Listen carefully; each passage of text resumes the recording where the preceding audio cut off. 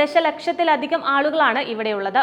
അതുകൂടാതെ ഹെലികോപ്റ്ററുകളും വിമാനങ്ങളും തീ നിയന്ത്രണ വിധേയമാക്കാനുള്ള ഉദ്യമത്തിൽ പങ്കെടുത്തിട്ടുണ്ടെന്നും രാജ്യത്തെ സൈന്യവും തിരച്ചിലിനും രക്ഷാപ്രവർത്തനത്തിനും സഹായിക്കുന്നുണ്ടെന്നും ഇസ്രായേലി അധികൃതർ അറിയിച്ചിരുന്നു. ഇസ്രായേലിന് ഒറ്റയ്ക്ക് നിന്നുള്ള പ്രതിരോധം വെല്ലുവിളി ഉയർത്തിയതോടെ Italy, Croatia, Spain, France, Romania എന്നീ രാജ്യങ്ങൾ തീ അണയ്ക്കാൻ വിമാനങ്ങൾ അയച്ചിരുന്നു. കൂടാതെ നോർത്ത് മാസിഡോണിയ, സൈപ്രസ് തുടങ്ങിയ രാജ്യങ്ങൾ വെള്ളം ഒഴുകുന്ന വിമാനങ്ങളും ഇസ്രായേലിൽ എത്തിച്ചിരുന്നു. അടിക്കടി അഗ്നിബാധയുണ്ടാകുന്ന ഒരു രാജ്യം തന്നെയാണ് ഇസ്രായേൽ.